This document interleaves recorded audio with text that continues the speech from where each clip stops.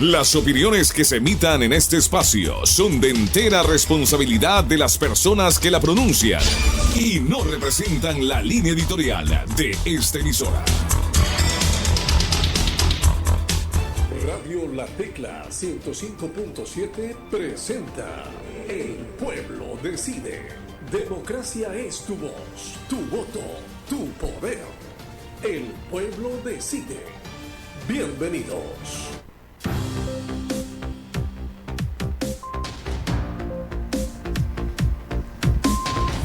Muy bien, mis estimados amigos. Regresamos con más de Tecla Noticias cuando son las 8 de la mañana con 35 minutos. 8 de la mañana con 35 minutos. Antes de darle la bienvenida a nuestro primer invitado del día, recuerden nuestros nexos directos. Están habilitados el 278-1876. También nos puedes llamar o nos puedes escribir a través del 0959-669191. Y por supuesto agradecer a nuestros amigos que ya nos están observando a través de nuestra página en Facebook. Estamos como La Tecla 105.7 y ya se encuentra en nuestra cabina principal el ingeniero Otto Vera, quien está como asambleísta a la reelección, candidato a la asamblea por Santa Elena. En este caso, una alianza por parte del movimiento Únete, Lista 100, y también del Partido Social Cristiano. ¿Qué tal, mi estimado ingeniero? Bienvenido a Radio La Tecla. ¿Cómo ha pasado? Muy buenos días. Bueno, buenos días. Muchísimas gracias a todo tu equipo de trabajo de La Tecla, una de las mejores emisoras y uno de los mejores canales digitales que tiene la provincia. Para mí es un lujo estar aquí compartiendo con ustedes, ya no iniciando el año, pero sí deseándole pues el mayor de los éxitos a ustedes, a su equipo, a la provincia de Santa Elena, a toda su gente, que esperemos este año pues sea un año de cambios, de retos cumplidos, de metas cumplidas y que vuelva la tranquilidad al Ecuador. Muy bien, mi estimado ingeniero, y es importante, antes de hablar de su candidatura, hablemos un poco acerca del trabajo que se pudo realizar en este corto plazo en la Asamblea Nacional. Tengo entendido que hay leyes ya aprobadas, hay leyes que están en trámite. Cuéntenos todos los detalles, ingeniero. Bueno, nosotros en este año que tenemos hemos presentado cerca de 6 proyectos de ley, de los cuales 2 han tenido prácticamente la aprobación del Pleno en un segundo debate. Otro proyecto que también no fue un proyecto que fue iniciativa nuestra, pero lo impulsamos. 3 proyectos más que están, unos para primero, otros para segundo debate, pero que finalmente hay una producción, ¿no? En un año, yo creo que no ha existido o no existe por lo menos un asambleísta peninsular que haya presentado en un año 6 proyectos de ley, que de estos al menos 2 se hayan aprobado. Y creo que es importante destacar ante la sociedad la importancia de esos proyectos de ley y del rol que estamos jugando los peninsulares dentro de la Asamblea Nacional. El primero, y para mí el más importante, aunque es el último en aprobarse, es la ley que favorece el impulso al desarrollo agrícola, que se llama Código Orgánico de Desarrollo Agrícola. ¿Qué permite este código?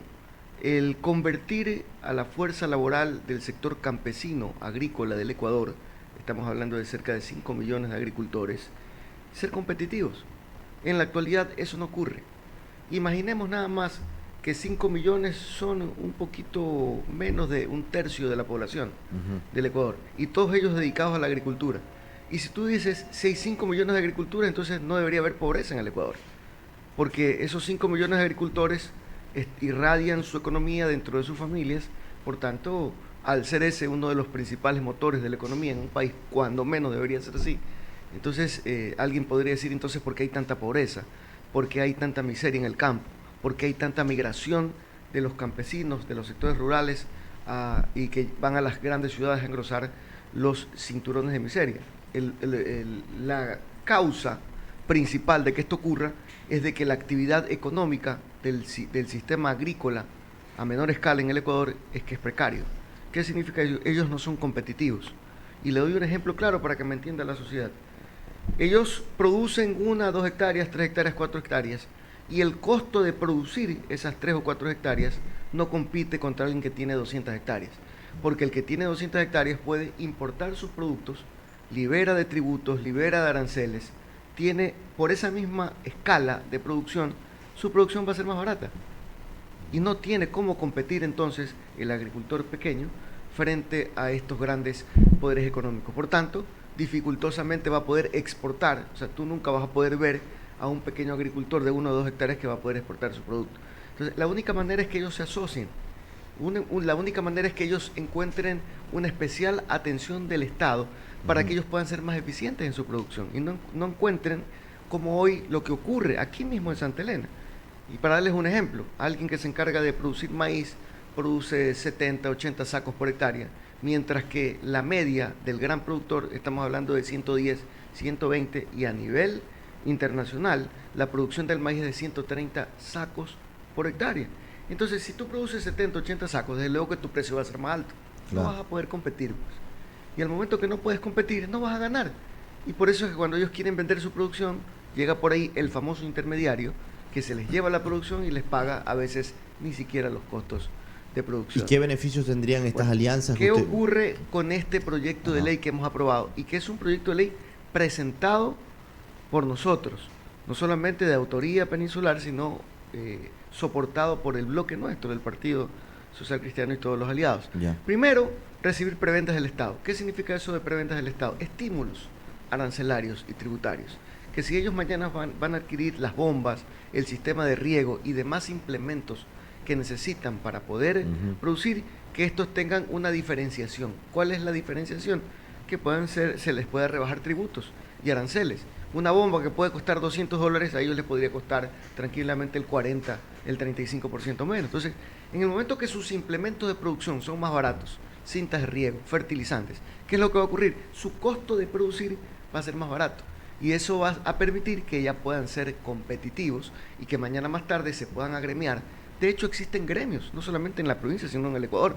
Entonces se pueden agremiar esos pequeños productores que producen 2, 3, 4 hectáreas y ya pueden en un conjunto producir 200 hectáreas. Y mañana tranquilamente podrían exportar, pero con precios competitivos. ¿Cómo lo logramos? Hay que identificar a los agricultores. ¿Cómo los identificas? Cedulándolos. Entonces se va a hacer un censo de todos los agricultores del Ecuador para entregarles una cédula y a través de esa cédula ellos pueden recibir el beneficio tributario, arancelario, que puedan recibir facilidades de crédito por parte de la banca pública a muchos años plazo, con unas tasas de interés muy bajitas que ellos les permita poder moverse. Entonces, estos beneficios no hubiesen sido posibles si no se aprueba el código, porque lamentablemente en el Estado, a través del ministerio correspondiente y siendo el órgano rector el Ministerio de Agricultura en materia de política agrícola, no ha de una u otra manera hecho que despegue el sector agrícola en el Ecuador. Entonces la ley lo tiene que hacer con sanciones para mañana si es que el Estado como tal no cumple. Además de que el Estado tiene que jugar su rol de organismo rector. Claro. ¿Qué significa esto, organismo rector? Tú tienes que enseñarle, pues. No ve que el agricultor que tiene 2 hectáreas no tiene plata para investigar su tierra, para determinar qué tipo de nutrientes tiene su tierra, para ver qué le tiene que poner, qué abonos, qué fertilizantes, para que produzca más de los 70 sacos que produce de maíz en la actualidad. Pero ¿quién lo hace? Él no puede porque no tiene los recursos. Los grandes sí lo hacen. Los grandes dedican parte de su utilidad a la investigación para determinar nuevas formas de producción, más competitivas, más eficientes, que incrementan su capacidad de producción por hectárea. Entonces, ese rol que el privado sí lo puede financiar con sus propios recursos, acá lo tiene que financiar el Estado, dando y otorgando recursos por parte del presupuesto general del Estado a estos organismos que tienen ya la obligación, incluso salvo penalizaciones como la destitución para los funcionarios que no atiendan a este sector agrícola. Entonces, esto que ya fue aprobado por la Asamblea Nacional el año pasado, tiene que ser sancionado por el Ejecutivo, pero más allá de que sea sancionado por el Ejecutivo, tiene que ser aplicado, pues. Claro. Y no vaya a ocurrir como otras leyes que están en el congelador y que están llenas de telarañas, pero que sin embargo los gobiernos que han pasado a lo largo de los años no la aplican. Y al momento que no la aplican, pues simplemente los beneficiarios no reciben lo que merecen. Tanto así, ¿no? Por ejemplo, ejemplos claros, en eso tenemos que ya existen organismos del Estado como el INEAP, que deberían encargarse de hacer los estudios de suelo y ayudar y hacer un acompañamiento a los agricultores en Ecuador, pero no lo ha hecho. Entonces, en esta ocasión, dentro de este código, nosotros vamos a sancionar a aquellos funcionarios que no cumplen con su responsabilidad de impulsar el desarrollo agrícola, sobre todo de los que menos tienen, sobre todo aquellos que no tienen recursos económicos para poder competir con las grandes maquinarias en el Ecuador. Ese es uno de los proyectos. El otro es que dentro de Mi estimado ingeniero, sí, dígame, vámonos a una pequeña pausa. Son las 8 de la mañana con 45 minutos. Señores, regresamos con más de esta amplia entrevista. Democracia es elegir y ser elegido. El pueblo decide. Son las 8:45 minutos.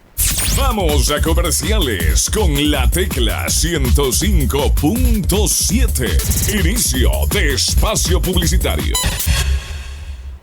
Vamos a fortalecer la seguridad obligatoria para la maternidad, paternidad, riesgo de trabajo, cesantía, desempleo, vejez y discapacidad. Solo así podremos construir un entorno más seguro y justo para todos.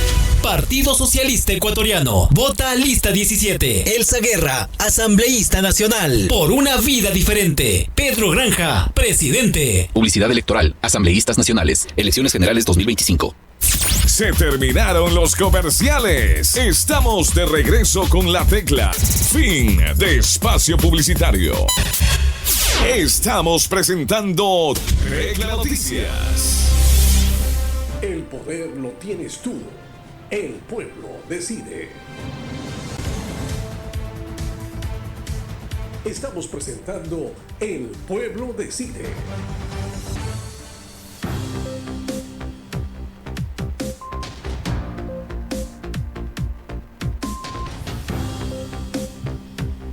Muy bien, amigos, regresamos con más de Tecla Noticias. Son las 8 de la mañana con 46 minutos. Para nuestros amigos que recién se enganchan de nuestra sintonía, estamos en un amplio diálogo con el ingeniero Otto Vera Palacios, quien está como asambleísta a la reelección.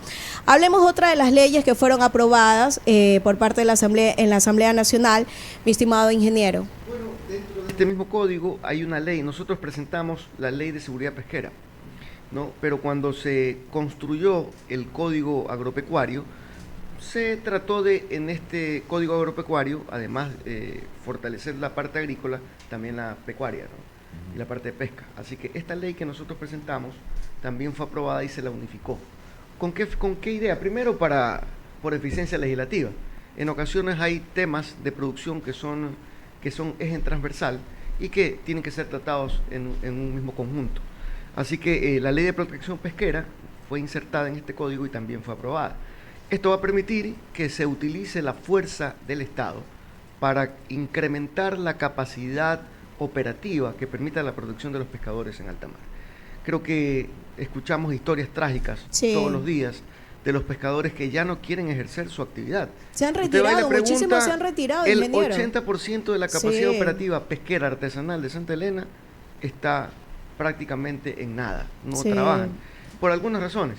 Primero, porque si van a alta mar, les roban, los pueden matar. Son extorsionados. Son vacunados. Entonces, solamente trabaja el 20% de la capacidad operativa en Santa Elena. Entonces, así no se puede trabajar. Imagínese usted la desocupación de todos estos pescadores. ¿Qué ocurre con ellos? No tienen empleo. Deben estar viviendo de manera precaria. ¿Por qué razón? Porque no existe constituido dentro del Estado el organismo que permita la protección de todas estas personas. Que haya el apoyo estatal, poniéndole, por ejemplo, mañana GPS para poder ubicarlos y mañana poder rastrearlos y ver en qué parte de alta mar se encuentran, y mañana vaya la patrulla de la Marina o cualquier otro organismo responsable para poder protegerlos. Entonces, aquí, sobre todo, esta ley, esta parte de la ley, va a permitir que se pueda obligar al Estado con pena de sanciones, mañana incluso también destitución, de aquellos funcionarios que no cumplan con su rol. Incluso, y eso ha ocurrido en muchos otros ministerios, cuando un director responsable de poder llevar adelante una misión de protección, por ejemplo, del sector pesquero, no lo hace y no puede invertir los recursos habiendo el presupuesto, en la actualidad no pasaba nada. Pero con esta ley, el funcionario que incumpla los mecanismos que les permitan mañana financiar tecnología o cualquier otra logística para proteger a los pescadores, va a ser no solamente sancionado de forma administrativa o con su destitución, sino que mañana, en el caso de que exista gravedad o algún atentado contra algún pescador, esto de aquí va a ser sancionado de otra manera. Entonces, creemos que con estos proyectos de ley que son necesarios para llevar adelante la mejora de la capacidad productiva, no solamente en el campo agrícola, sino también en el pesquero, van a permitir que se puedan generar nuevas fuentes de empleo y que finalmente pues vayamos saliendo de ese problema de subdesarrollo con el cual estamos identificados como provincia de Santa Elena ya hace algunos años atrás, siendo incluso una de las provincias con mayor nivel de pobreza en el Ecuador, y específicamente hablemos también de la parroquia Colonche, que no solamente está catalogada como la más pobre en el Ecuador, sino como una de las más desnutridas. Es decir, aquí hay que trabajar durísimo. Otro de los temas que nosotros hemos aprobado y que han sido temas en los que no solamente ha sido la autoría propia que nosotros como Peninsular, sino de bloque, las leyes, por ejemplo, que tienen que ver con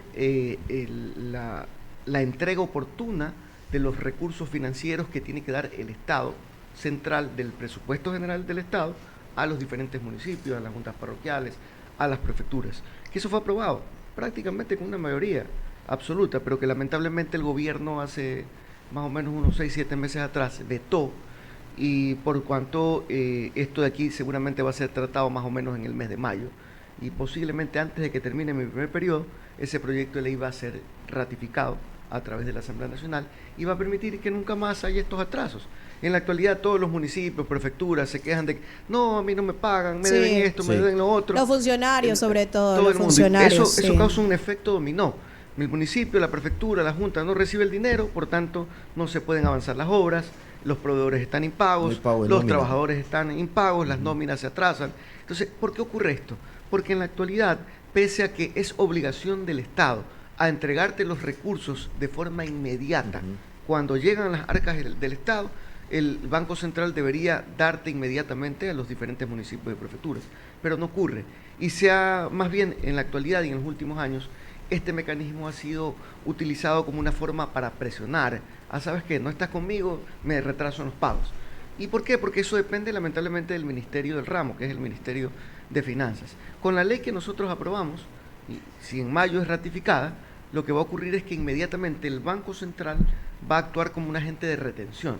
Es decir, los fondos llegan al Banco Central e inmediatamente se crea una especie de fideicomiso que va a trasladar los fondos directa de forma automática, oportuna, al inicio de cada mes a todos los organismos descentralizados en el Ecuador, como son los gobiernos autónomos correspondientes. Ese proyecto de ley lo impulsamos como bancada y seguramente pues le va a dar mayor tranquilidad y certeza a todos los organismos locales para que puedan emprender y ya poder finalizar las obras y no se queden paralizadas por muchos años. Ingeniero, hemos aportado también. Sí, bueno, y ya que estamos hablando, ingeniero, y ya que estamos hablando de la bancada, y le digo porque hay muchos ciudadanos peninsulares que nos han consultado nosotros como medio de comunicación. Bueno, siempre que se elige a un asambleísta, al momento que llega a la Asamblea Nacional, tiene que ser parte de algún movimiento o de alguna bancada.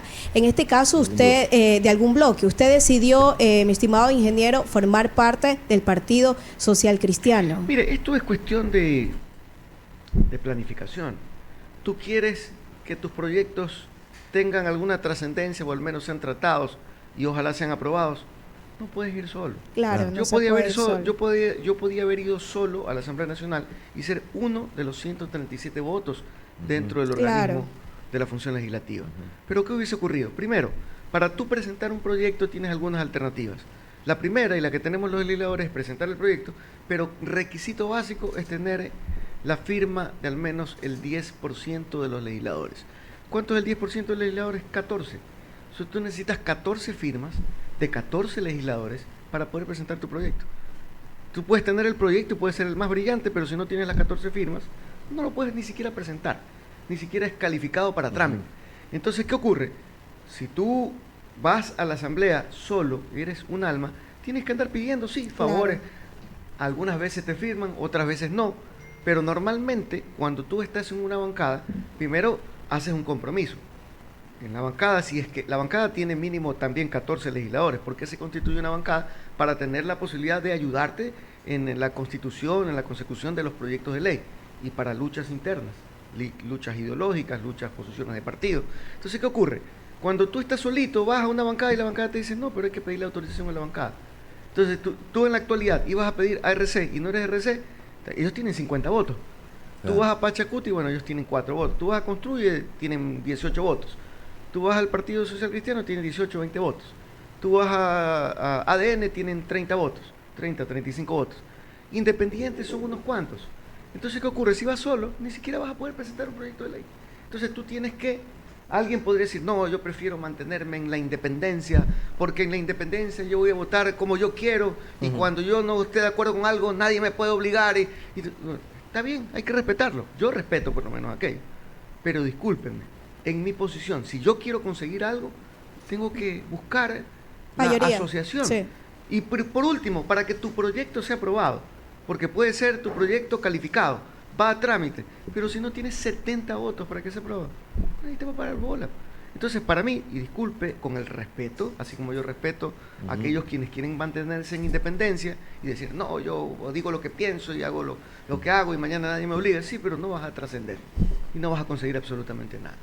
Entonces yo, me disculpe, pero para perder el tiempo en la asamblea yo no tenía. Yo creo que tenemos suficiente experiencia a lo largo de la vida pública para que si nosotros aceptamos la posición de mi partido, que era la lista 100, únete, en principio, porque las elecciones pasadas corrí por la lista 100 solamente, entonces ¿qué ocurre? Yo dije, bueno, yo no voy a caer mal, sí, porque lista 100 solamente ahí en la provincia de Santa Elena, es decir, la lista 100 tenía un asambleísta en todo el Ecuador.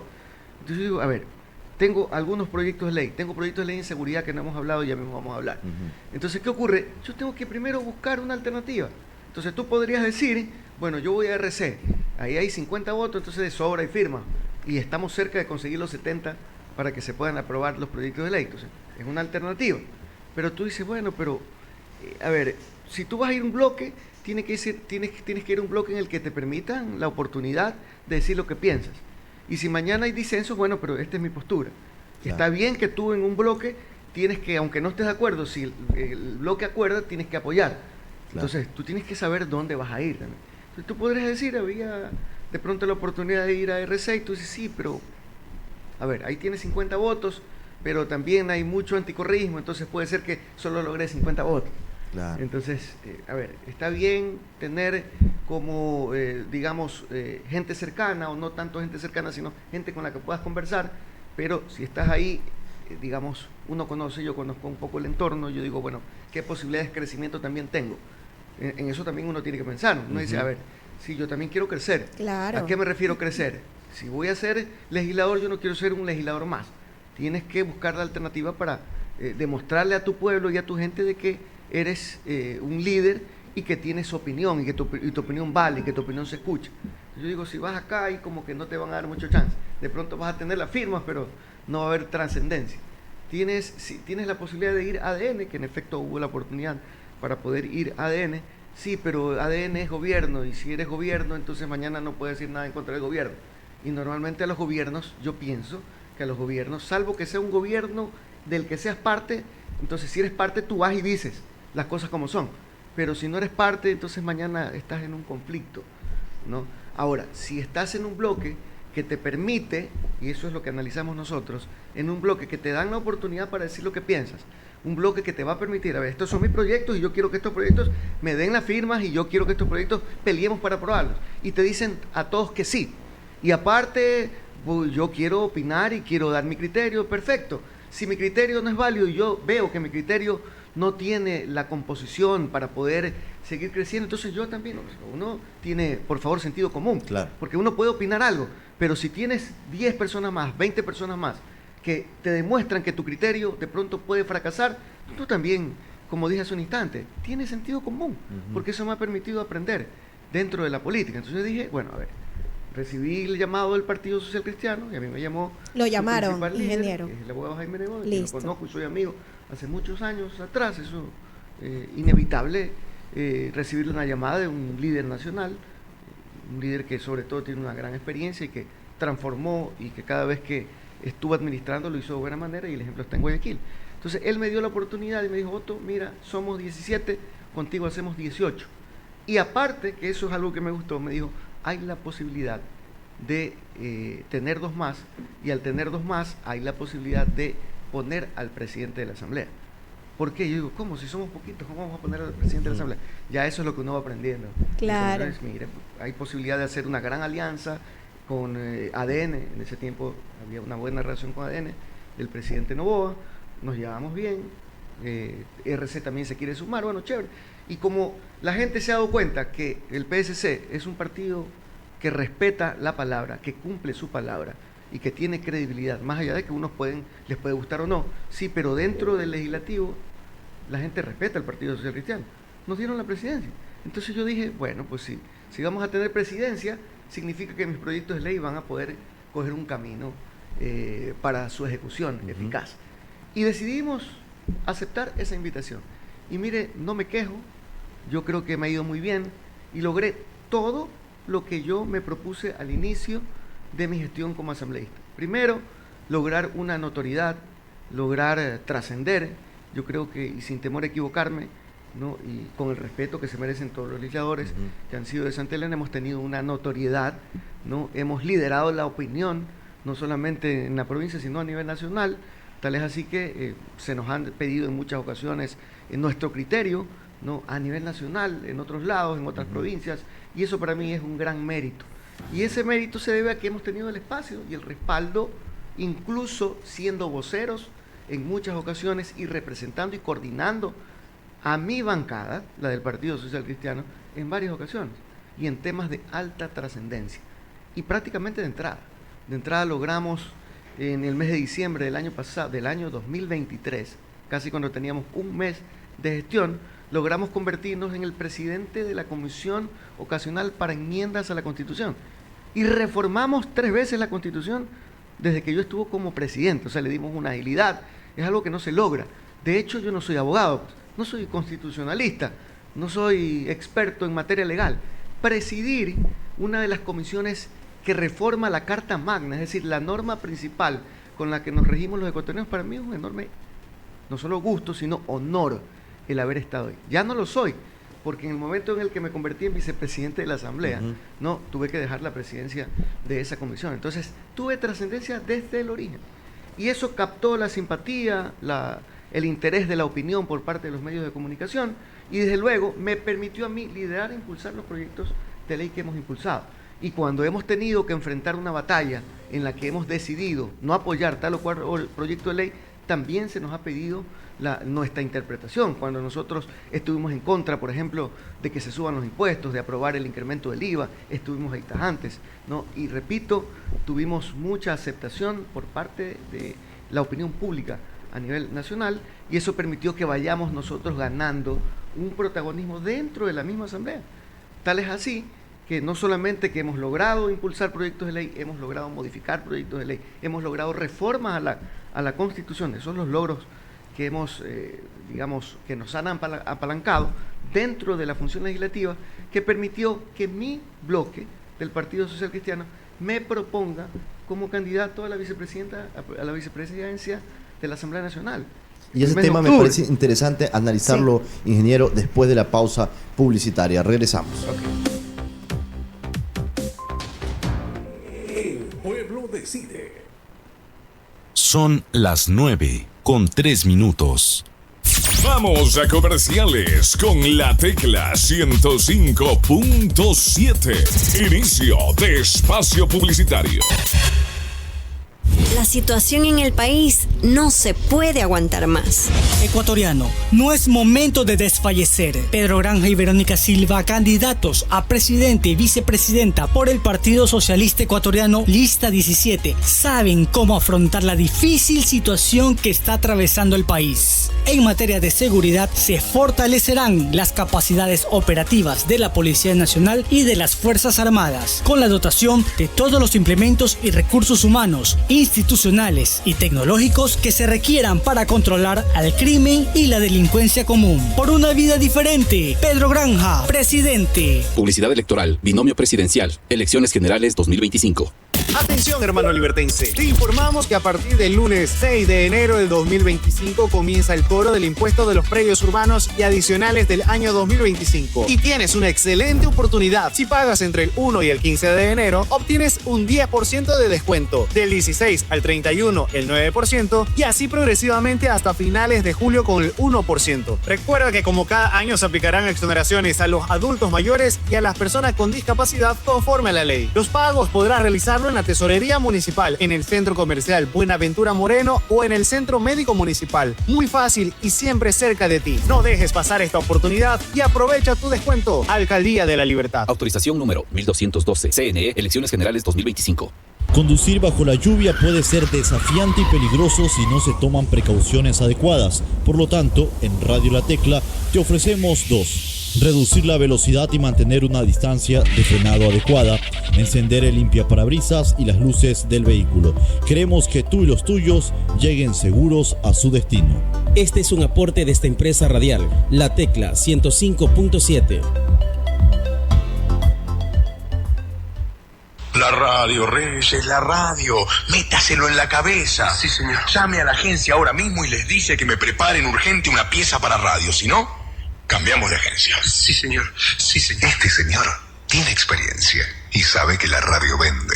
Reyes, la radio. Métaselo en la cabeza. La radio es la resistencia del mundo negro del futuro. Este es un mensaje de AER, la Asociación Ecuatoriana de Radiodifusión.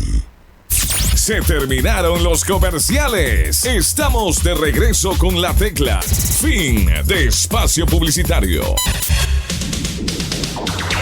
Las opiniones que se emitan en este espacio son de entera responsabilidad de las personas que la pronuncian y no representan la línea editorial de esta emisora. Seguimos con Tecla Noticias. Democracia es elegir y ser elegido. El pueblo decide.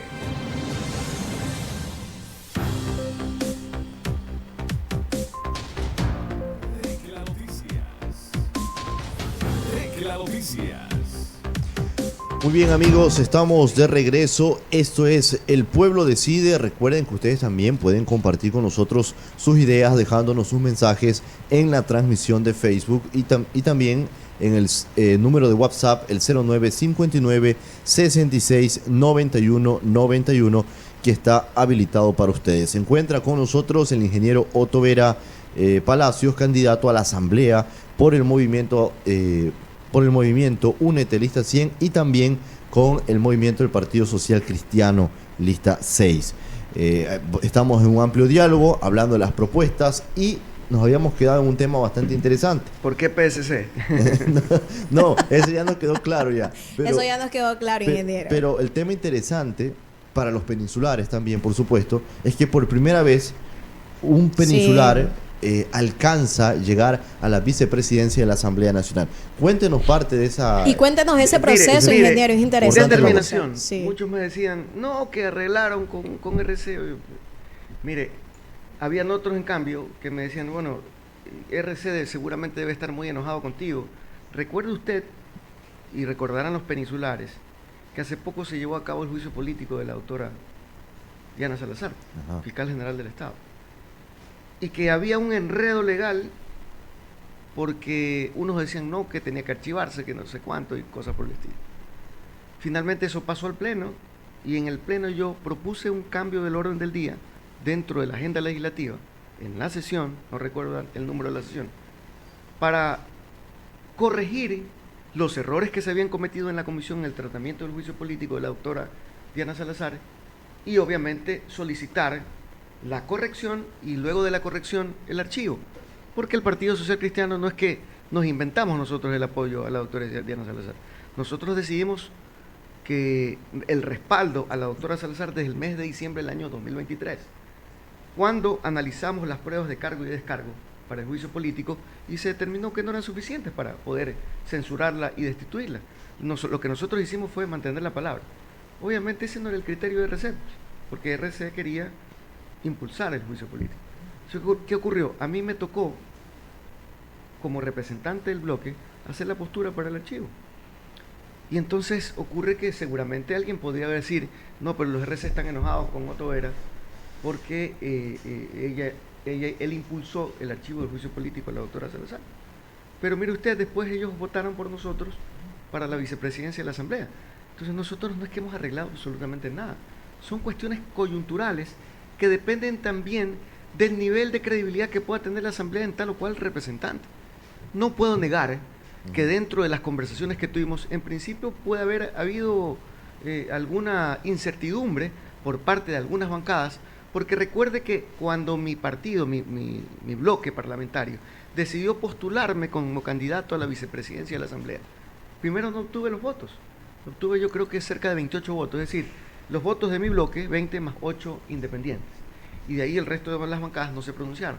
ADN no se pronunció porque ellos como que no querían que vaya alguien del PSC.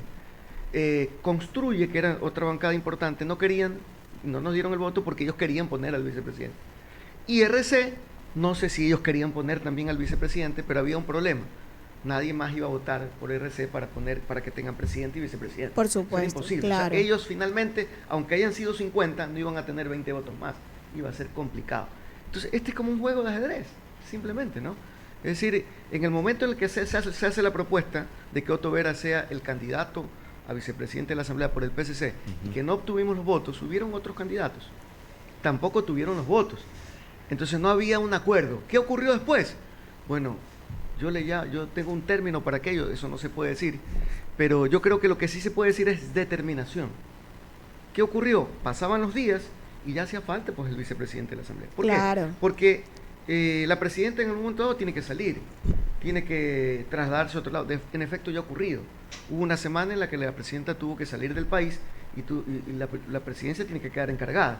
En ocasiones, en el mismo día, la presidenta tiene que salir a cumplir su rol de presidenta e ir a tener reuniones de alto nivel con otras funciones del Estado.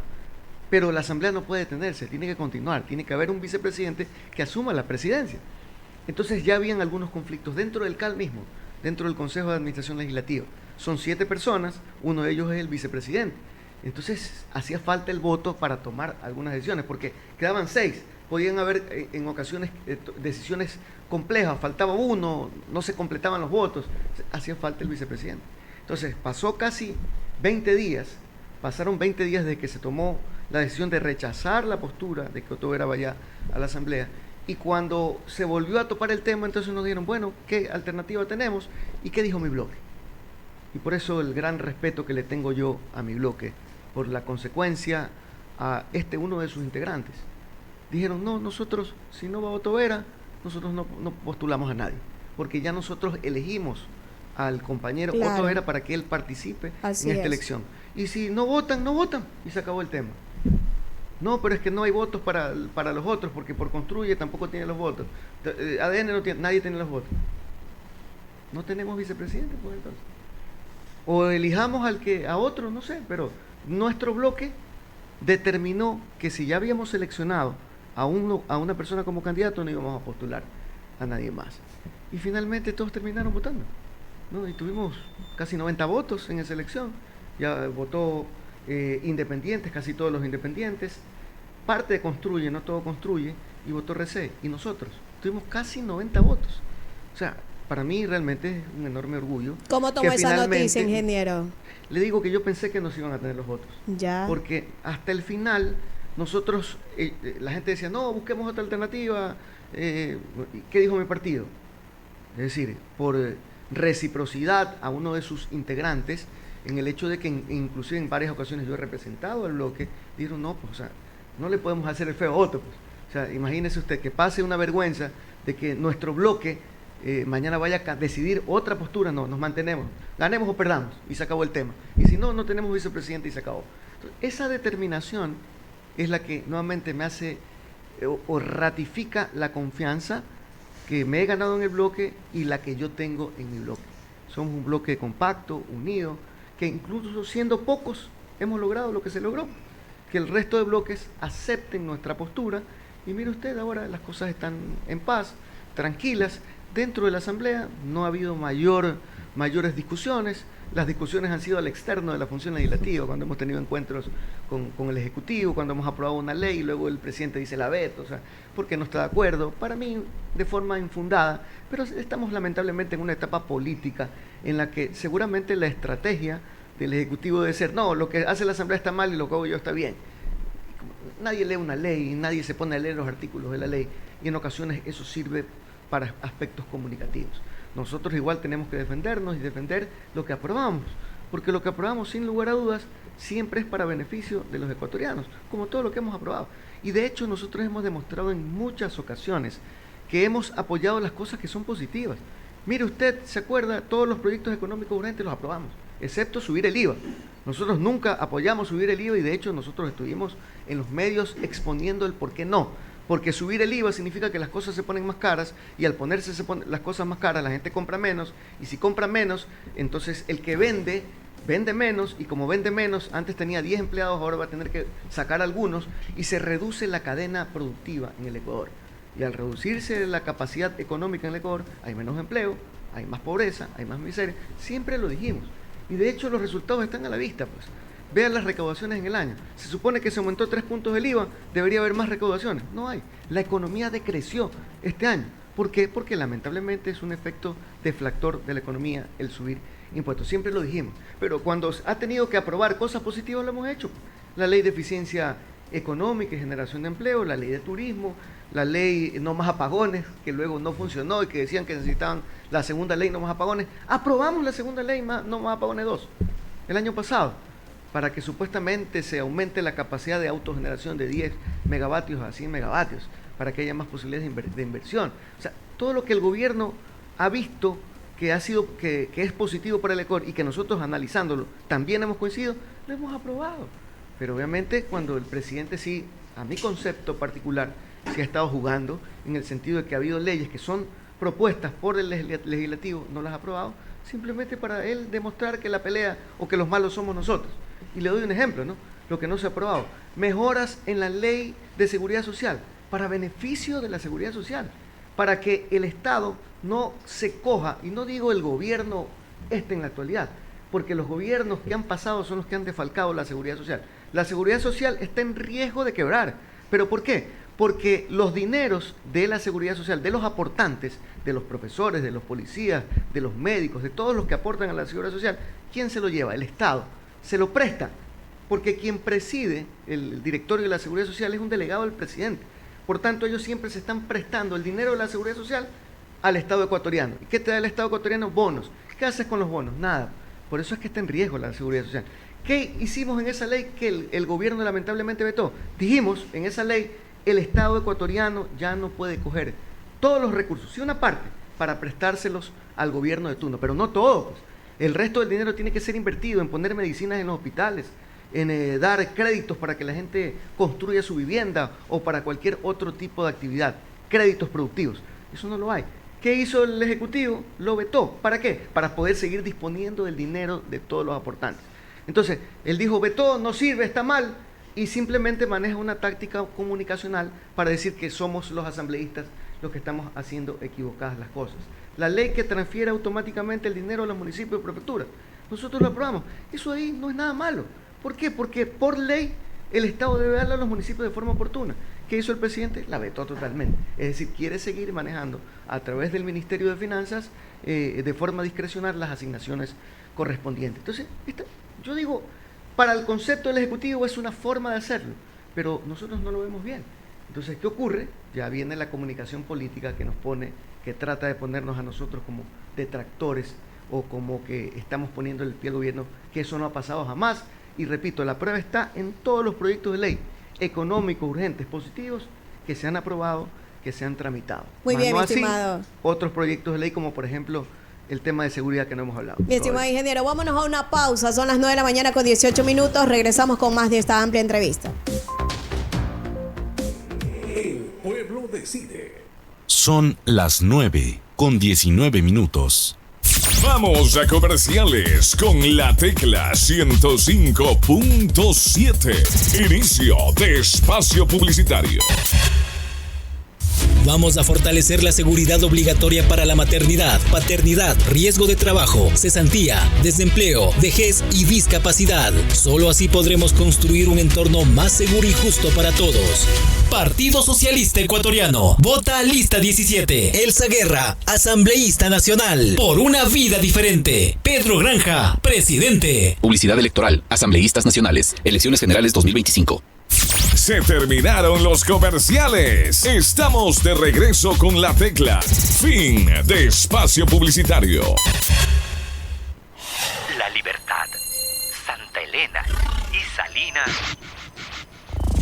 Sintonizados a través del dial 105.7. La Tecla. Seguimos con Tecla Noticias. Estamos presentando El Pueblo Decide. Amigos, regresamos con más de Tecla Noticias cuando son las 9 de la mañana con 20 minutos, 9 de la mañana con 20 minutos. Y en este bloque, mi estimado ingeniero, vamos a hablar un poco acerca de la seguridad y la economía, específicamente acá en nuestra provincia de Santa Elena. Son diferentes problemáticas que preocupan a los peninsulares y por supuesto preocupan a los ecuatorianos. Queremos saber ese trabajo que se ha realizado desde la Asamblea Nacional, mi estimado ingeniero, sobre todo en temas de seguridad, que es lo que hoy por hoy afecta a la provincia de Santa Elena. Sí, definitivamente que en el Ecuador no podremos salir jamás adelante si no superamos la inseguridad y de hecho, mire, tan preocupante es lo que ocurre en la seguridad, no solamente en el Ecuador, sino en la provincia, que ahorita creo que hay más muertos que días. Así es. En lo que va del año. Han habido muertes violentas en los últimos días que prácticamente es un muerto por día, en la actualidad, sin temor a equivocarme. Bueno, quizá, ojalá en los días que vienen ya se pueda controlar esto y mañana estos índices vayan cambiando, pero si ahorita pudiésemos medir, que es equivocado medir de forma estadística porque recién tenemos 15 días del año, pero prácticamente es un muerto diario. Entonces, ¿qué ocurre? Está claro en que el modelo de seguridad que estamos aplicando en el Ecuador todavía tiene que ser ajustado.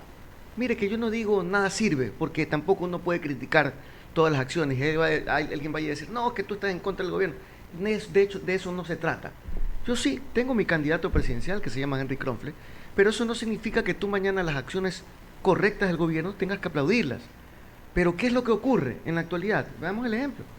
Vuelvo a repetir, aquí tenemos casi un muerto diario. O sea, quiere decir que el plan de seguridad necesita sin lugar ajustes.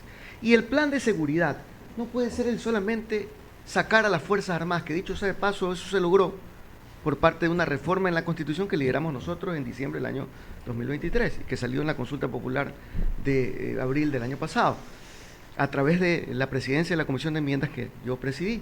Entonces, ¿qué ocurre?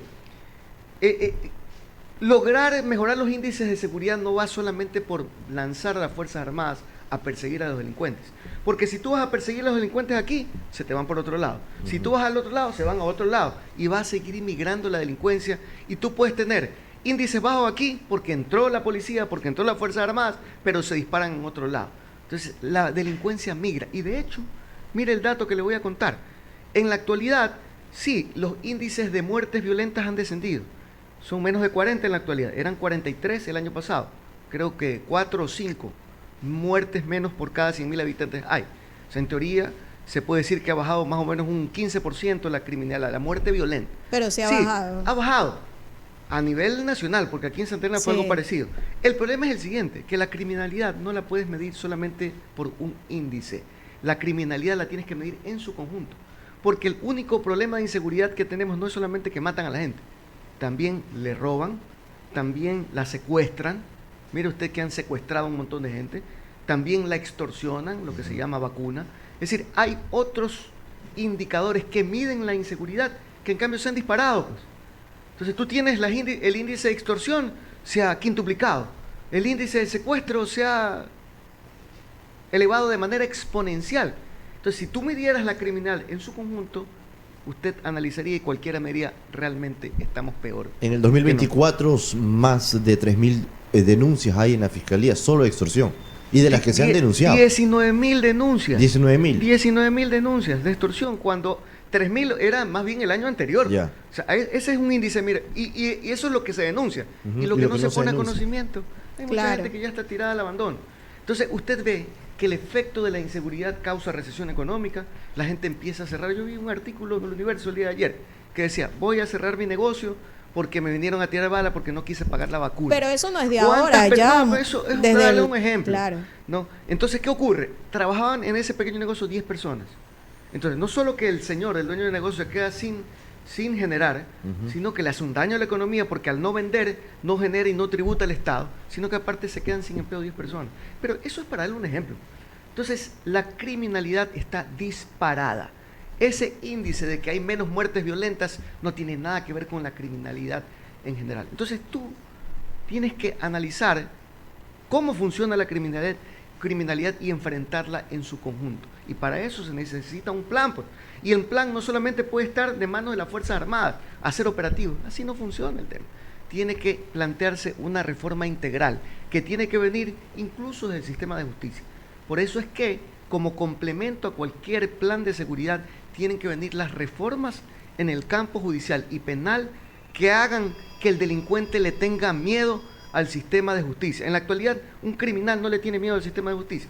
Mire, el año pasado estuvimos en una consulta popular, ¿verdad? Supuestamente ahí estaba, ahora sí, la salvación, porque íbamos a endurecer las penas a los criminales. Un criminal que antes tenía 7 años, 10 años, ahora le dan 20 o 25. Entonces uno decía, ahora sí el criminal le va a tener miedo. Pero ¿qué ocurre? Siguen extorsionando y siguen vacunando. ¿Por qué ocurre? Porque el criminal sabe que no le tiene miedo al sistema de justicia.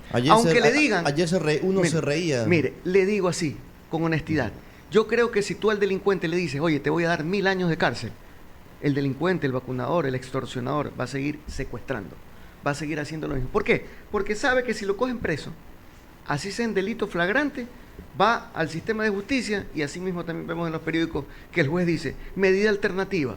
¿Cuál es la medida alternativa? Preséntate una vez por semana, te pongo un grillete para que no te vayas a fugar, pero sales a la calle.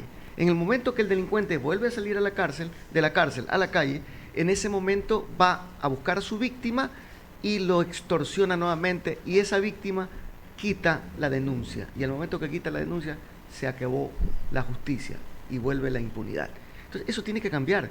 En las reformas al Código Penal, que están dentro de la que nosotros hemos llamado Ley Antivacunas, que ya fue aprobada en primera instancia, primero, e importante, se le da reserva al que denuncia, es decir, nadie va a saber quién denuncia. Está protegido el denunciante. Segundo, cuando se denuncia y si te pescan en delito flagrante al delincuente, al que secuestra, al que extorsiona, al que mata, al que roba, al que viola, en ese momento pierde el derecho a la medida alternativa para ese tipo de delitos. Es decir, ya el juez en la ley no va a tener alternativa para poder sustituir la prisión por preséntate una vez por semana o por el grillete electrónico, sino que el juez va a estar impedido de poder liberarlo. O sea, le quitas la medida alternativa para ese tipo de delitos execrables que son los que se han disparado en el Ecuador. En ese momento, el delincuente que es capturado, cuando se apruebe la ley antivacunas, que ya falta el segundo debate, el primero ya se aprobó, en ese momento el delincuente sabe que si extorsiona y lo cogieron, ya el juez no lo va a poder liberar y va a tener que ser procesado. Y si el juicio se demora o se atrasa o se posterga, igual va a tener que seguir encerrado en la cárcel. Y luego viene la pena. Y como la pena está endurecida y no va a tener rebaja de pena, se va a quedar los 25, 30 o los años que le den y de alguna forma por el crimen. Y de alguna forma se protege también a los jueces y los correctos. Y hay otra cosa. Ya va a haber prohibición para una medida sustitutiva para un delito flagrante. Pero si el juez comete la imprudencia de liberar a ese delincuente mediante alguna argucia, lo que va a ocurrir es que mañana el juez no solamente va a ser destituido, en la actualidad un juez puede ser destituido por un error inexcusable, ¿no? Pero sino que no puede ser sancionado de manera penal. Con las reformas a la ley antivacunas, el juez que incumpla la ley y que saque al delincuente libre, así haya cometido el delito, ese delincuente, ese juez se convierte en cómplice y encubridor del delincuente, parte de la delincuencia organizada, y recibirá la misma pena en el sistema carcelario que recibe el delincuente que cometió el delito. Entonces, en ese momento, dos áreas van a tener miedo. El delincuente, que no va a querer ahora sí estar en la cárcel, y el juez, que no va a poder dar la medida alternativa.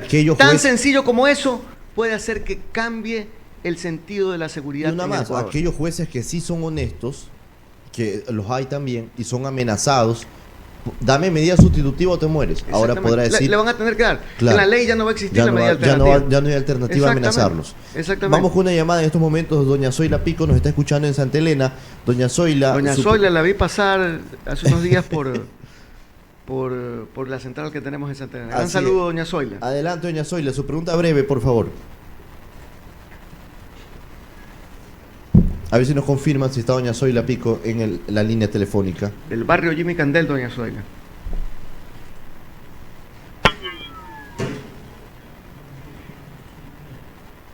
Bien, a ver si nos ayuda, porque tenemos que irnos a la pausa. Vamos a la pausa. No, tenemos a la doña Zoila. Adelante, doña Zoila. Ya, vamos a la pausa mejor y regresamos con más de esta importante entrevista. Y ahora sí cerramos con economía. Son las 9:30. Vamos a comerciales con la tecla 105.7. Inicio de espacio publicitario. Cuando te enfermes, irás a una clínica privada. Allí sí te curarán. Y el gobierno pagará la cuenta, porque la plata es tuya. Tu salud mejoró. Volvamos a tener presidente. Vota todos 6. Henry Kronfle, presidente. Publicidad electoral, binomio presidencial, elecciones generales 2025. La situación en el país no se puede aguantar más.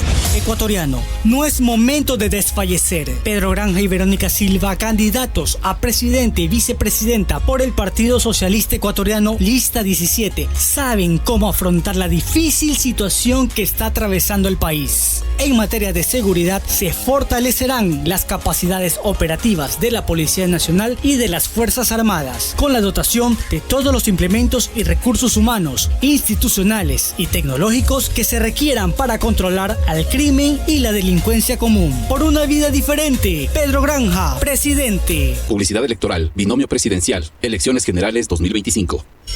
Grandes rebajas con motores Parsun. Hasta un 30% de descuento en motores fuera de borda. Exclusivo en Ilga Importadora.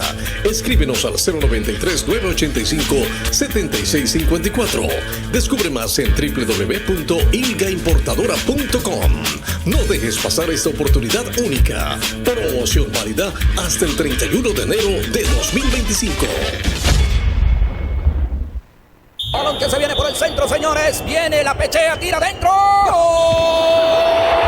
¡De la maravilla, Villao! Seguimos integrando familias y fomentando el deporte con valores. La Prefectura de Santa Elena informa que las escuelas de fútbol dirigidas a niños y jóvenes entre 5 a 13 años regresan con más fuerza en las parroquias Manglar Alto, Colonche, Simón Bolívar, Chanduy, Atahualpa, Ancón, Anconcito y cabecera cantonal de Santa Elena, donde formamos grandes deportistas. El deporte es vida, salud y bienestar para las familias santaelenenses. Inscríbete ahora al WhatsApp 097-991-0381. Inicio de clases 15 de enero. Miles de niñas y niños tendrán la oportunidad de desarrollarse con disciplina gracias al deporte. Prefectura de Santa Elena. Autorización número 1250. CNE, elecciones generales 2025. La emoción del fútbol se vive mejor con CNT. Desde todos los rincones de la patria estamos pendientes de la Tri y la seguimos con la mejor conexión y la mejor cobertura. Dispara y gol, golazo de CNT. Con su paquete prepago de $6 que trae 14 gigas para navegar y redes sociales por 30 días. Además, participas por premios. Pide tu paquete de $6 en Atiendo Farmacia y participa por premios. Ser CNT es ser ecuatoriano. Autorización número 364. CNE, elecciones generales 2025. Deténgase un momento y mire lo que sucede a su alrededor.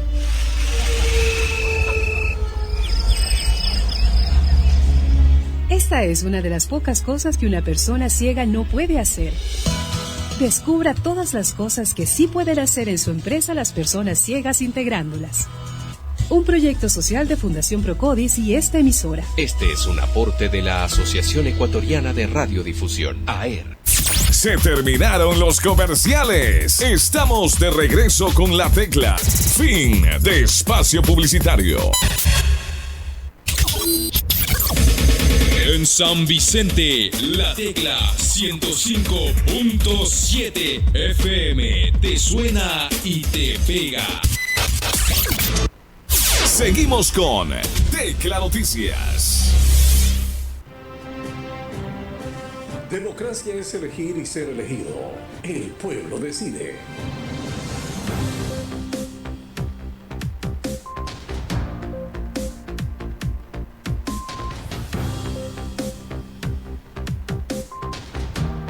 Estamos de regreso, 9 de la mañana con 34 minutos. Antes de la pausa teníamos en la línea a doña Zoila Pico, que nos quería hacer una pregunta. Pero bueno, en todo caso, estamos atentos a su llamada. Eso sí, la recomendación a todos nuestros amigos oyentes. El tiempo ahorita es mucho más limitado que el anterior por el tema de la publicidad del CNE electoral. Así es que la pregunta que sea concreta para nuestros candidatos puedan responderla y así aprovechar el tiempo para todos. Vamos a hablar, ingeniero, el tema económico. ¿Qué proyectos se tiene y qué se ha alcanzado también desde la Asamblea? Bueno, primero, en el tema económico el IVA tiene que retroceder, el IVA tiene que volver no solamente al 12% como estaba antes, y luego de que la economía se vaya estabilizando tiene que ir al 10%. Mire, cuando la gente tiene dinero en el bolsillo, ¿qué es lo que ocurre? Gasta, invierte, y si tú gastas, vas, compras, te vas al cine, le compras cosas, viajas, o sea, inviertes, te vas de turismo, vas a un local de comida. Cuando no tienes plata, ¿qué haces? No compras, no haces nada. Y si no haces nada, el dueño del local no vende. Entonces tú tienes que lograr que haya más dinero en el bolsillo de los ecuatorianos. ¿Cómo lo logras? Sin tanta carga impositiva, pues. Entonces, ¿a qué me refiero? Tienes que rebajar todos los aranceles que más se pueda y principalmente, en este caso, el impuesto más deflactor de una economía, que es el impuesto. Pero muchos cometen el error de compararnos con otros países que dicen, por ejemplo, no, Colombia tiene tanto del IVA y el otro tanto. Cuando la economía se mide por país, ¿no? No solo eso. La gente tiene una percepción equivocada. Sí, que no, Colombia tiene el 18% del IVA y baja no sé cuánto. Brasil, 20% de IVA. O sea, estoy hablando de supuestos, no recuerdo exactamente los IVAs. Pero ¿qué ocurre? Ellos no tienen una economía dolarizada. Ellos tienen una política económica diferente a la nuestra. Nuestra política económica es diferente y depende de ¿qué? Del dólar. Nosotros no tenemos la máquina para generar el dólar. Así es. ¿Qué tenemos que hacer para traer dólares a la economía? Exportar. Es decir, cuando tú exportas, tú produces cacao y vendes el cacao afuera, entonces el dólar de afuera viene y si tenías antes $100 en esta economía, ahora vas a tener $1 más porque vendiste cacao. Entonces, la única forma de fortalecer la economía es exportando, no teniendo una maquinita que imprime el dólar. Entonces, ¿qué ocurre? ¿Cómo tú puedes ser competitivo? ¿Cómo tú puedes exportar si grabas más impuestos? Es sencillo. Entonces, ¿qué ocurre en otras economías? En otras economías no están dolarizadas. Entonces, usted tiene que compararnos con aquellas economías que están dolarizadas. Claro. Entonces, usted vaya a economías dolarizadas y compare. Ninguna economía dolarizada tiene un IVA de 2 dígitos. Averigüe en América Latina. Vaya a todos los países que tienen economía dolarizada. Aquí en Sudamérica, Centroamérica, tienen menos de 2 dígitos. O sea, tienen menos del 9% de impuesto al valor agregado. Solo nosotros tenemos 15%. De todas las economías. Vaya a ver todo. O sea, nosotros somos los que estamos disparados de que pese a que tenemos una camisa de fuerzas, que la única manera de generar economía es exportando para que vengan más dólares a esta economía, pero sin embargo somos los que más tributamos. Entonces es ilógico comparar peras con aguacates, pues. No puedes comparar pan con mortadela, no se puede. O sea, las economías son diferentes. Entonces entienda eso la gente, que alguien le puede decir, no, pero claro. Mire, Perú que está, digamos, mejor económicamente, Colombia están mejores. ¿Sabe por qué están mejores? Porque tienen otra política económica. Primero, porque tienen arbitraje internacional. Claro. Entonces, mañana más tarde, si alguien va a invertir y tiene un problema con el Estado y el Estado no le cumple, mañana ellos tienen las cortes internacionales para defenderse. Entonces yo tengo seguridad jurídica. Entonces van a invertir allá. ¿Por qué la gente, si aquí tenemos menos IVA, le pregunto yo, si aquí hay menos IVA, o sea, que otros países, que los países que están al lado, ¿por qué la gente se va a invertir a Colombia y a Perú? Primero, por la inseguridad. Y segundo, porque esta es la economía más desastrosa que tiene una política económica terrible, sobre todo porque estamos dolarizados. Entonces, ¿qué tienes que hacer primero? Tienes que bajar el IVA, pues. Ojalá pudiésemos llegar a un solo dígito, pero va a ser complicado. Entonces, tú tienes que primero regresarla al 12% para que haya más flujo. Al momento en el que tú cobras menos impuestos, la gente va a tener un poquito más de dinero. Y en el momento que hay más dinero, por economía de escala, la gente va a comprar más. Y en el momento que compras más, las tiendas ponen más empleados y hay más empleo, etcétera. ¿Y esto no afecta a la recaudación del Estado, por ejemplo? No, porque tú vas a vender más, pues. Ya. Es decir, el mismo dinero que tú recaudas,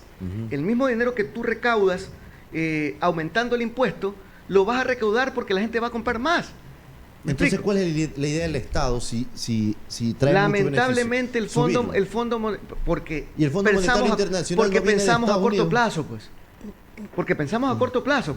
Porque como yo estoy pensando en mis elecciones y voy a estar año y medio, o quiero corregir las cosas en un año y medio o 2 años, entonces tengo que ajustarme a lo que me dice el Fondo Monetario Internacional, que me dice, ahorita, para prestarte dinero, si te presto dinero, tú tienes que demostrar que lo puedes pagar. Claro, y el FMI, porque es la única manera que ellos hacen. ¿Por qué? Porque ellos comprometen ese 3% o ese aumento del impuesto para pagar la deuda.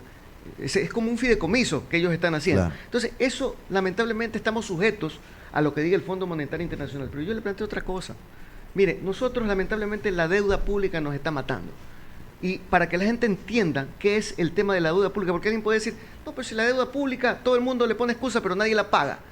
El Ecuador, en la actualidad, debe cerca de 80 mil millones de dólares de forma internacional o de forma local, que esa es la deuda pública. ¿Qué significa eso? Que cada persona tiene que pagar al año $5.000 más o menos. Cada familia tiene que pagar al año 5.000. Eso es lo que pagamos. O sea, lo que el Estado paga en deuda pública ahorita, en la actualidad, porque pagamos cerca de 600 millones de dólares por mes. O sea, de todo lo que el Ecuador necesita para pagar en medicina, en los hospitales, para pagar sueldos a los policías, para darle armamento a los policías, nosotros, en vez de pagarle eso, y en vez de dar salud, educación, nosotros estamos pagando $600 todos los meses, 600 millones de dólares todos los meses, que son más o menos 7.000 y pico de millones de dólares al año para pagarlos en deuda pública. Eso significa, en grosso modo, de que cada persona, cada familia, en general paga cerca de $5.000 mensuales. Perdón, al año. $5.000 al año. ¿Quién paga $5.000 al año? ¿Qué familia paga $5.000 al año? Eso es lo que significa. O sea, para que la gente compare, la deuda pública significa que tu familia está pagando en impuestos en la actualidad $5.000 todos los años.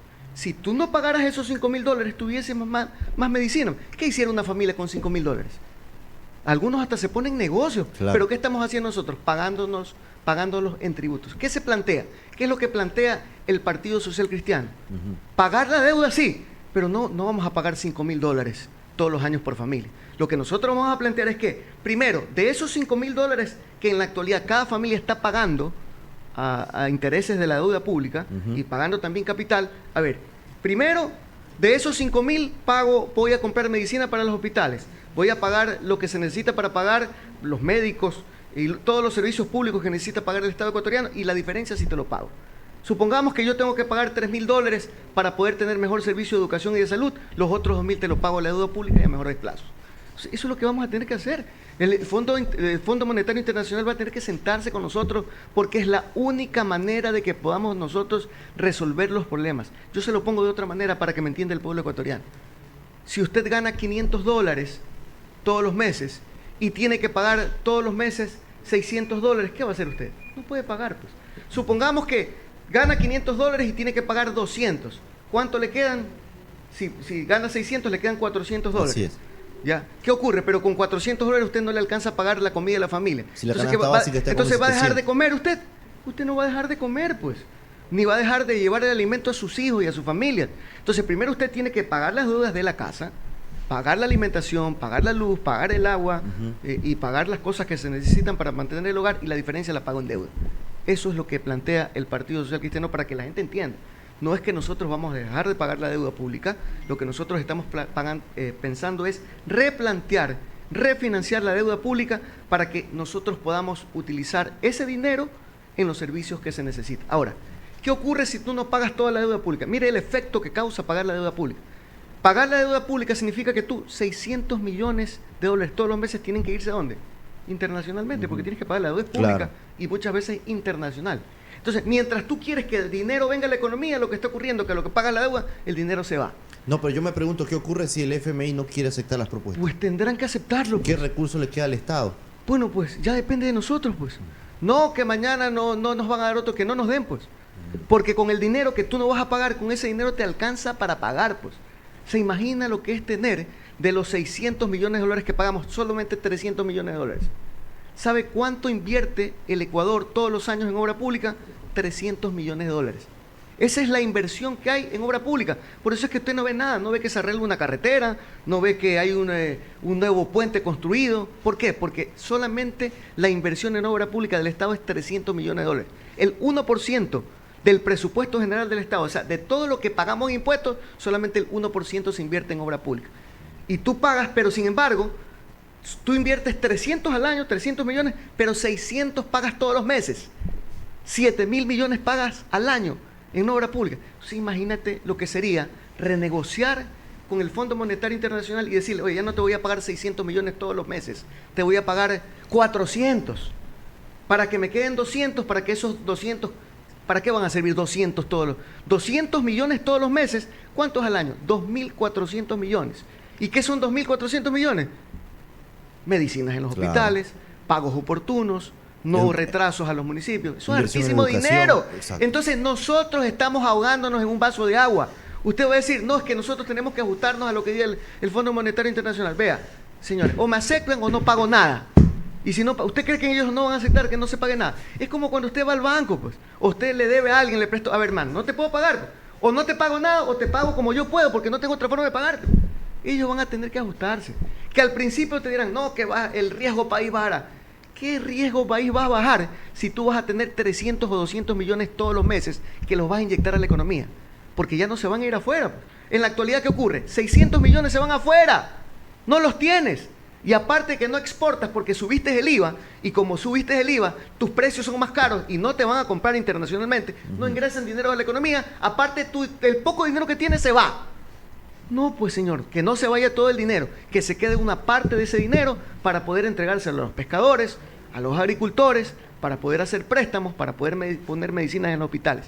De esa manera, que yo la explico así porque es más sencillo, porque alguien no me va a entender unas cosas raras, claro, que seguramente se entienden en materia económica, pero creo que es la manera más clara de poder explicar. Ese es el plan del Partido Social Cristiano. Y por eso es que nosotros aspiramos que en estas elecciones no solamente le den el voto a Otto Vera, pues, porque Otto Vera es un legislador, va a tener un bloque, ojalá pueda estar en una presidencia de comisión, va a ser una lucha, pero la ley se puede aprobar. La ley se aprueba, pero luego viene el gobierno y no la ejecuta. O viene el gobierno y te dice, la derogo, o la veto totalmente, solamente para causar una bronca. O sea, ¿a dónde vamos? Como dice la canción, ¿hasta dónde? ¿A dónde vamos a llegar? ¿A dónde vamos a parar? No se puede seguir así. No se puede seguir gobernando un país en el que solamente hay pobreza y miseria y lo poco que se genera va para el pago de la deuda. Ve, así clarito, lo vuelvo a repetir. Todos los meses los ecuatorianos pagamos 600 millones de dólares. Se van ese dinero. Se va ese dinero. Entonces, imagínese usted, si parte de ese dinero se queda, van a solucionarse muchos de los problemas que tiene el país. Mire el déficit. El año pasado fue de 5.000 millones de dólares y nosotros pagamos en deuda 7.000. O sea, si no tuviésemos deuda, no tuviésemos déficit económico. O sea, ¿qué significa esto? Para que la gente entienda. Que si nosotros no tuviésemos deuda pública, todo el dinero que la gente paga de sus impuestos alcanzara para poder financiar el presupuesto general del Estado y tener todo lo que no tenemos: salud, educación, seguridad. Muy bien, mi estimado ingeniero. Hemos llegado ya a la parte final de esta entrevista. ¿Cuál sería su mensaje para la comunidad? Bueno, yo pienso que siempre que hay un proceso electoral, es la oportunidad que tiene el pueblo ecuatoriano y el pueblo peninsular para decidir su destino. Las cosas no nos han ido bien. Yo no quiero criticar al gobierno. Yo creo que el gobierno ha hecho hasta donde ha podido y dentro de sus limitaciones, pero se puede hacer más, se puede hacer muchísimo más. Alguien que piense que estamos bien, que me diga y que me alce la mano, pues. Alguien que piense que estamos bien, que me alce la mano. Mire, los cambios sí se pueden lograr. Y les doy un ejemplo. Alguien puede decir, no, pero es que tienes poco tiempo, es que hay muy poco tiempo para que se hayan hecho los cambios. Me disculpa. En Salvador los cambios se hicieron de forma inmediata. La seguridad, los índices de inseguridad bajaron. Y otro ejemplo que le doy, las cosas sí se pueden. Cuando antes en Santa Elena íbamos a pensar que un legislador iba a tener la respetabilidad que en estos momentos tienen a los legisladores peninsulares. Un vicepresidente de la Asamblea. En la primera función del Estado. Sí. ¿Cómo se logra eso? Cuando tú tienes legisladores de diferentes tendencias, de diferentes pensamientos en una Asamblea Nacional diversa, y lo logramos, se puede lograr. Todo se puede lograr. Y en poco tiempo logramos un año. Sí. Pues. En un año logramos hacer lo que no se ha podido lograr jamás en la provincia. También se puede hacer en el Ecuador. Solo hay que hacer lo correcto. Si hacemos lo correcto, si mejoramos la economía, si pagamos menos deuda, si hay más dinero y más recursos para los ecuatorianos, las cosas van a cambiar. Y en la medida en la que la economía se va a ir recuperando, seguramente le diremos al Fondo Monetario, oye, te voy a pagar más, porque ya tengo más ingresos. Porque en el momento, mira, es un efecto multiplicador. Tú pagas menos deuda, reduces el pago de la deuda y ese dinero se queda aquí en el Ecuador. Entonces va a haber más trabajo, porque tener medicina significa que el que vende medicina va a vender medicina. Claro. Significa que van a contratar más médicos. Significa que los sueldos se van a pagar puntualmente. Significa que los recursos van a llegar a los ministerios para que hagan las obras, para que hagan carreteras, para que hagan puentes. Al hacer carreteras, puentes, va a haber trabajo, va a haber más empleo. Cuando la plata llega oportunamente a los municipios, tú ya no paralizas la obra. Por tanto, va a haber trabajo para la gente, para el contratista, pero también para la gente.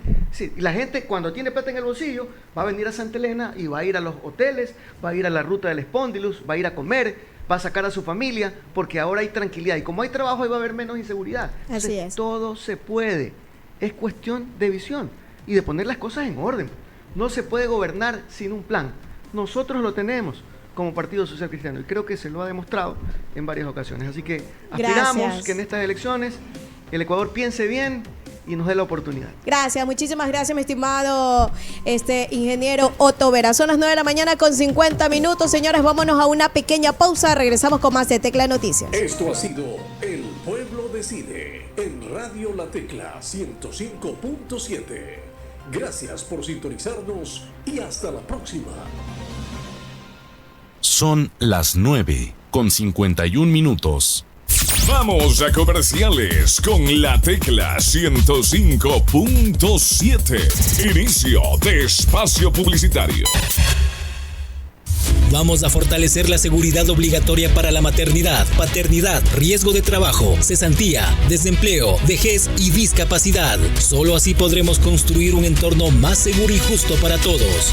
Partido Socialista Ecuatoriano. Vota Lista 17. Elsa Guerra, asambleísta nacional. Por una vida diferente. Pedro Granja, presidente. Publicidad electoral. Asambleístas nacionales. Elecciones generales 2025. Se terminaron los comerciales. Estamos de regreso con La Tecla. Fin de espacio publicitario.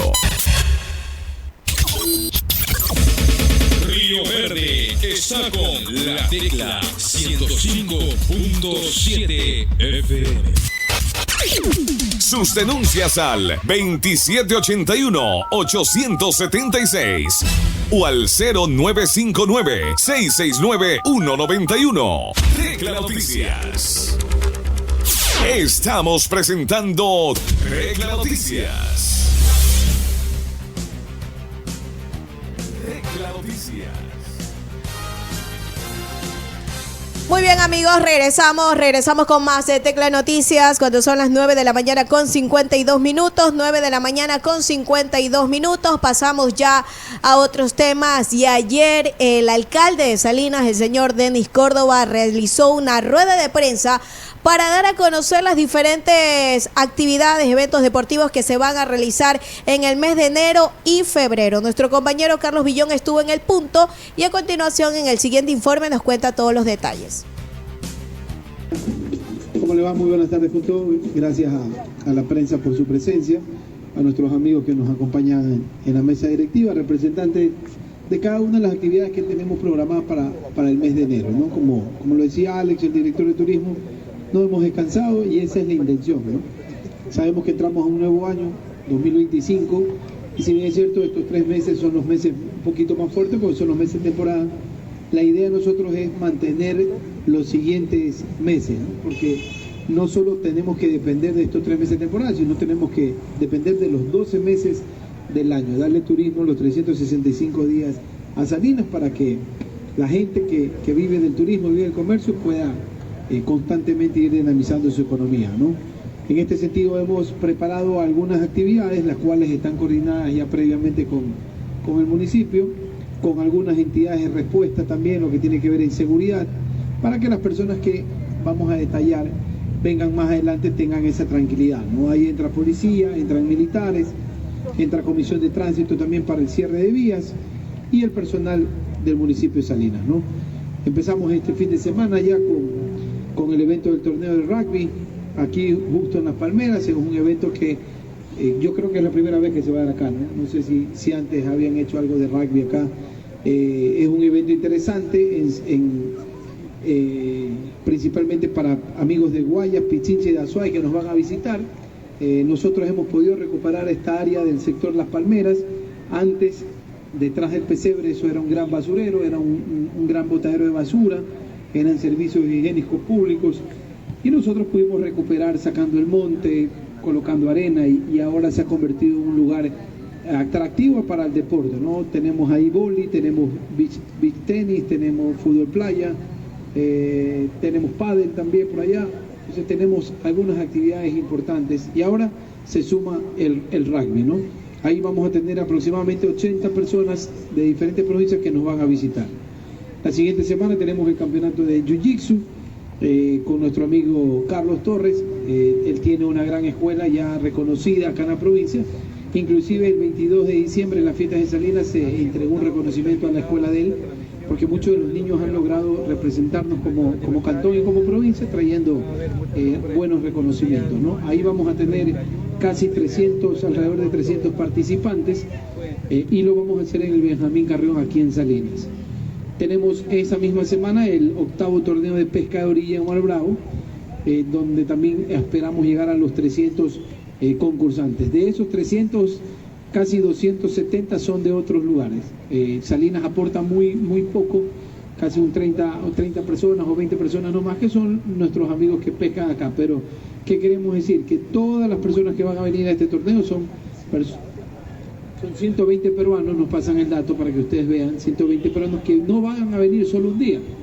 Vienen muchos más días, pueden ser que se queden una semana, que se queden en hoteles, que nos ayuden a mover el comercio en Salinas, ¿no? Al día siguiente tenemos la travesía mountain bike de Guayaquil Salinas, y que termina aquí en el sector de Las Palmeras, aproximadamente de 80 a 100 participantes, ¿no? Para terminar antes del fin de enero con el 7º aniversario de nuestros amigos de Lama, ¿no? Como ustedes pueden ver, son motociclistas muy reconocidos, que no es la primera vez que vienen acá. Ya hemos tenido algunos eventos con ellos interesantes. Hemos recibido a motociclistas de todo el país que vienen, recorren diferentes lugares y terminan acá en Salinas. Este es un tipo de iniciativa bastante bonito y que tiene que ver con un tema de motos de alta cilindraje. Esto es un tema de motos que superan valores